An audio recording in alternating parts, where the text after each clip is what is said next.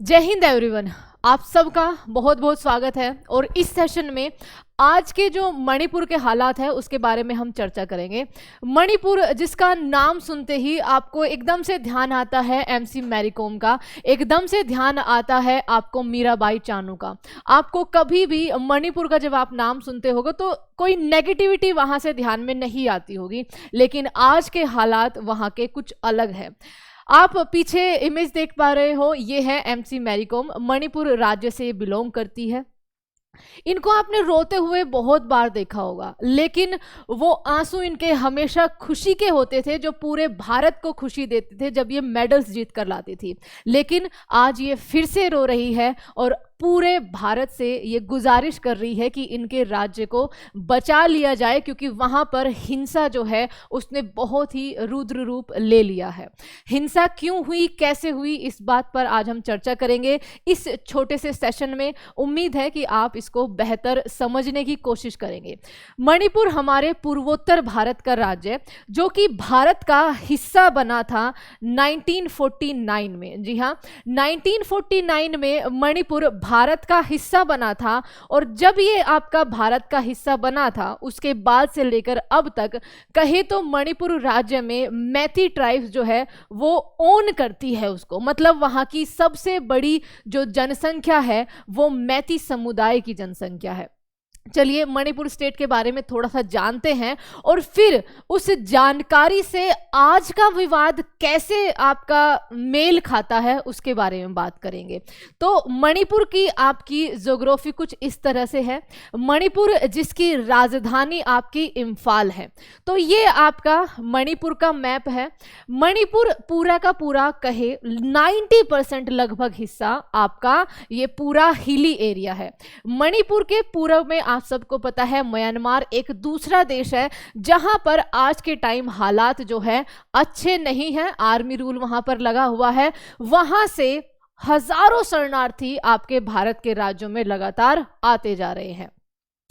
मणिपुर के चारों तरफ आपका हिली एरिया है, मतलब पहाड़ियां हैं। और मणिपुर का आपका जो ये बीच वाला हिस्सा आप देख रहे होंगे, ये आपका समतल मैदानी भाग है, जिसको आप घाटी कह सकते हो। बेसिकली चारों तरफ पहाड़ियां और बीच में क्या है, आपकी मणिपुर में घाटी है। अब इस मणिपुर का आप डिस्ट्रिक्ट वगैरह उनका मैप देख सकते हो। यहां पर मणिपुर की राजधानी इम्फाल है, जहां पर इनकी सबसे ज्यादा पॉपुलेशन रहती है। अब समझिए एक बात को, ये मणिपुर का लगभग 10%, 8 से 10% का हिस्सा है। और बाकी जो हिली एरिया है मणिपुर में वो लगभग आपका 85 से 90% का है। ठीक है, 85 से 90% हिस्सा मणिपुर में पहाड़ी क्षेत्र है। अब आप सब लोग जानते हैं कि जीवन अच्छे से व्यतीत करने के लिए या फिर सबसे सुगम जो रहने के लिए जगह होती है वो एक समतल मैदान होता है, ना कि एक पहाड़ी इलाका। क्योंकि ट्रांसपोर्ट हो या फिर आपकी फैक्ट्रीज हो या फिर इंफ्रास्ट्रक्चर हो, आपका आवाजाही हो, आपके एक समतल मैदान एक प्लेन्स पर जिस तरह से हो सकती है, हिली एरियाज में बहुत कठिनाई होती है। तो मणिपुर में आपकी पॉपुलेशन दो तरह से है। मणिपुर की पॉपुलेशन है एक मैती समुदाय। ठीक है, मणिपुर की पॉपुलेशन आपकी लगभग 35 से 36 लाख है आपका, अगर 2023 का हम डाटा रखें। उनमें से लगभग आपकी 54% के आसपास, 53 से 54 या 50 से 54% आप इस डाटा को रख सकते हो। मतलब मेजॉरिटी जो पीपल है ना वो आपके मैती समुदाय से आते हैं। कहां पर? मणिपुर में। तो मणिपुर की एक आपकी सबसे मेजॉरिटी जो पीपल है वो आपके मैती समुदाय के हैं। ये ज्यादातर आपके या तो ये हिंदू है या फिर ये ब्राह्मण है। ठीक है, या फिर ये ब्राह्मण है। उसके अलावा बाकी बचे 43 से 44% के जो लोग हैं वो आपके अलग अलग ट्राइब से है, जो कि आपके इन हिली एरियाज में रहते हैं। ये जो मैती पॉपुलेशन है ये केवल और केवल इस 10% हिस्से पर मणिपुर की रहती है, जो इसकी राजधानी इम्फाल के आसपास का घाटी है या समतल मैदान है। तो आपकी मणिपुर की सबसे बड़ी पॉपुलेशन उसके सबसे छोटे पार्ट में रह रही है, पहला रीजन। ठीक है, उसके बाद मणिपुर में आपके नागा ट्राइब्स आपको मिलेंगी। ठीक है, आपको नागा ट्राइब्स मणिपुर में मिलेगी। आपको कुकी ट्राइब्स मणिपुर में मिलेंगी। ये आपकी ट्राइब्स है, और ये जो ट्राइब्स है ये 40 से 43% जो लोग हैं ये मणिपुर के इन हिली एरियाज में रहते हैं। ये मणिपुर के इन हिली एरियाज में रहते हैं। मतलब मणिपुर की सिंपल सी बात है, ज्यादा पॉपुलेशन के पास केवल 10% हिस्सा है। मणिपुर की ट्राइब्स जो मेजोरिटी में नहीं है, माइनॉरिटी में आप उनको कह सकते हैं, उनके पास मणिपुर की ज्योग्राफी का या रहने के लिए उसका 90% से ज्यादा हिस्सा है। ठीक है, यहां पर बात आ जाती है, खुशी खुशी ये लोग आपके रह रहे होते हैं। लेकिन इसके जैसे हर एक सिक्के के दो पहलू होते हैं। एक पहलू ये कि जनसंख्या बढ़ती है, लगातार बढ़ती है, 2011 से अब तक बढ़ चुकी है, तो इतने छोटे एरिया में रह पाना और अच्छे से अपनी जीविका चलाना वो भी आपका क्या है, कठिन होता है। तो लोगों को, या फिर सिंपल कहो एक पहलू देखें तो इन लोगों को अब अच्छे से रहने के लिए, शहर बसाने के लिए, घर बनाने के लिए थोड़ी ज्यादा जगह चाहिए।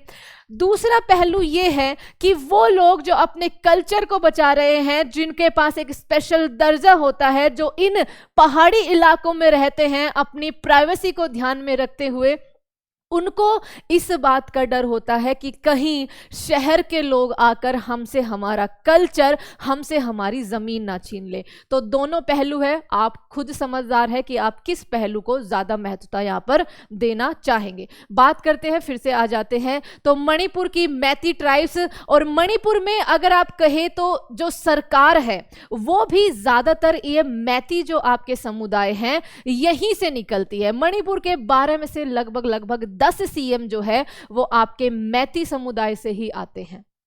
अब विवाद ये हो गया कि मैती समुदाय ने एक अर्जी डाली सरकार को कि भैया हम ना 1949 से पहले, जब हम भारत का हिस्सा बने थे, उससे पहले हम भी एक ट्राइबल यानी कि एसटी कैटेगरी में हम भी एक ट्राइब्स हुआ करते थे, सबसे बड़ी ट्राइब्स हुआ करते थे। लेकिन जब हम भारत का हिस्सा बने तो हमें इस कैटेगरी से निकाल दिया गया। और मणिपुर में एक लॉ ये है कि अगर आप किसी ट्राइब का हिस्सा नहीं हो या आप एक शेड्यूल ट्राइब के अंदर नहीं आते हो, तो आप जो ये हिली एरिया है ना, आप यहां पर, या फिर कहो इस 10% जगह से अलग आप मणिपुर में कहीं और नहीं जगह ले सकते हो, कहीं और आप अपना रेन बसेरा नहीं कर सकते हो। तो विवाद सारा का सारा मणिपुर में आज जो भी कुछ हो रहा है वो उसी अर्जी, वो उसी जमीन को लेने के लिए हो रहा है। विवाद क्या है कि मैती ट्राइब्स के लोग कह रहे हैं, मैती ट्राइब्स ने सन 2012 में, मैती समुदाय ने सन 2012 में सरकार से यह गुहार लगाई कि आप हमें रहने के लिए मणिपुर का बाकी एरिया भी मुहैया कराइए, हम अब यहां से थोड़ा एक्सपेंड होना चाहते हैं। इस 10% में मणिपुर की सबसे बड़ी समुदाय नहीं अपना गुजारा कर पा रही। ठीक है, सरकार के पास गया, सरकार ने आपका बिल्कुल साफ क्या कर दिया, इस बात को छेड़ने से ही मना कर दिया। क्योंकि जब आप किसी की निजता या किसी की जमीन को लेने जाते हो, चाहे वो उनका ऑफिशियल हो, यहां पे तो कानून है, यहां पे तो कानून ही है कि भैया ये जमीन जो है ये नागा और कुकी और बाकी जो ट्राइबल है वहां पर उनकी ये जमीन है। तो जब आप किसी की जमीन लेने जाते हो और वहां दंगा ना हो, तो आज तक तो इस संसार में ऐसा हुआ नहीं है। सरकार ने इस चीज से हाथ खींच लिए। हाथ खींच लिए इसका मतलब कि ना उन्होंने मैती को ना किया ना हाँ किया, इस चीज को वो लंबा खींचते रहे। थोड़े टाइम के बाद जो आपका मैती समुदाय है वो आपका मणिपुर हाई कोर्ट पहुंच जाता है इस अर्जी को लेकर कि मैती समुदाय को भी मणिपुर के जो हिली एरियाज हैं वहां पर घर खरीदने या जमीन खरीदने की इजाजत दे दी जाए। इस बात पे कोर्ट में आपकी बहुत सारी तारीखें लगी। ठीक है, बहुत सारी तारीखें लगी और बाद में आपका हुआ क्या कि कोर्ट ने 3 मई को, ध्यान से सुनिए, कोर्ट ने 3 मई को एक फैसला दिया। ठीक है, कोर्ट ने 3 मई को एक फैसला दिया और फैसला ये था कि हम राज्य सरकार का ओपिनियन जानना चाहते हैं, केंद्र सरकार से सुझाव लेना चाहते हैं कि क्या हमें आगे आने वाले टाइम में मैती समुदाय को ये जो ट्राइबल आपका स्टेटस है यानी कि एसटी कैटेगरी में रख देना चाहिए, ताकि वो मणिपुर के या फिर कहो इम्फाल जो उनका मेन सेंटर है, सिटी से बाहर हिली एरियाज में जमीन खरीद सके, उनको वही सुविधाएं मुहैया कराई जा सके जो कि शेड्यूल्ड ट्राइब्स के लोगों को किया जाती है। जॉब में रिजर्वेशन, हर तरह की सुविधाएं जो आपको एसटी को मिलती है। तो ये सुझाव मांगा मणिपुर हाई कोर्ट ने केंद्र से भी और राज्य सरकार से भी, लेकिन आपका एक फैसले को अफवाह बनते देर नहीं लगी मणिपुर में। ठीक है, पूरे मणिपुर में ये खबरें फैल गई कि हाई कोर्ट ने बोला है कि अब से जो आपकी मैती समुदाय है उनको शेड्यूल्ड ट्राइब का दर्जा मिलेगा। ठीक है, इस पर आपकी अब कार्रवाई होगी। शेड्यूल्ड ट्राइब का दर्जा जब ये खबर आपकी आती है तो वहां पर जो नागा और कुकी समुदाय के जो लोग हैं, या फिर कहो जो वहां पर एसटी कैटेगरी के जो लोग हैं, वो लोग अपना रैली निकालने लगते हैं। क्या करते हैं? रैली निकालने लगते हैं, और वो आपका सिटी की तरफ, ठीक है, जो आपका मणिपुर का मेन सेंटर है वहां पर वो मार्च निकालने लगते हैं। अब यहां पर बच्चे दो समुदाय आपके अलग हो चुके थे, एक जिसमें नॉन ट्राइबल यानी कि मैती समुदाय के लोग थे, एक जिसमें वहां के ट्राइबल जो हिली एरियाज में रहते थे वो अपने अस्तित्व, अपने हक के लिए लड़ रहे थे, जिसमें आपके नागा और कुकी ट्राइब्स और बहुत सारी वहां की जो ट्राइबल एरिया है। अब इन दोनों के बीच में आपके दंगे भड़कने लगते हैं, झड़प होने लगती है। इस रैली की यानी कि जो ट्राइबल रैली है, इसकी शुरुआत या फिर कहो इसको लीड किसने किया था? तो ये ऑल ट्राइबल स्टूडेंट यूनियन है आपका मणिपुर में, वो उन्होंने अलग अलग ट्राइब्स सारी इकट्ठी की मणिपुर की और उनको बोला चलिए रैली करते हैं, अब आमने सामने की बात करते हैं। और इसी के चलते आज के टाइम पर पूरे मणिपुर में बहुत बुरी हिंसा, क्योंकि दोनों अब आमने सामने हो चुके थे। एक जो पूरे मणिपुर पर आपका कहे कि अगर मैं एक राज्य से हूं तो उस राज्य में कहीं भी मेरा जमीन खरीदने का अधिकार है, अगर मैं उस राज्य की सबसे बड़ी समुदाय सबसे छोटी जगह पर वहां पर रह रही हूं। तो ये आपका मणिपुर में आज के टाइम पर हो रहा है। हाई कोर्ट के एक फैसले ने कैसे वो फैसला अफवाह बन गया और कैसे वो अफवाह अब पूरे मणिपुर को जला रही है, ये दृश्य आप पीछे देख सकते हो आराम से।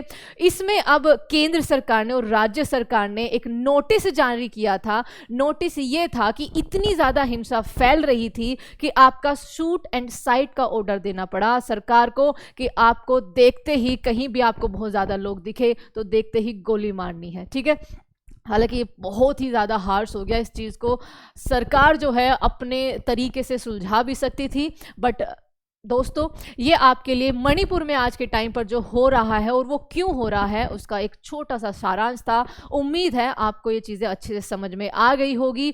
एक है आपके मैती समुदाय एक तरफ जो कि चाहते हैं आपका मणिपुर में अपनी और जगह पाना या फिर कहो खुद को शेड्यूल्ड ट्राइब में आपका लाना, और एक तरफ है मणिपुर की बाकी सारे ट्राइबल्स लोग जैसे नागा हो गई, कुकी हो गई और अन्य जो कहे तो अपनी अस्तित्व की, अपनी ज़मीन के लिए लड़ रहे हैं। और इन दोनों में आज के टाइम पर बहुत बड़े हिंसात्मक जो है दृश्य वहाँ से आ रहे हैं। जय हिंद एवरीवन, उम्मीद है आपको ये अच्छे से समझ आया होगा। अगर समझ आया है तो आप इस सेशन को शेयर ज़रूर करिए और इसको लाइक ज़रूर करके जाइएगा।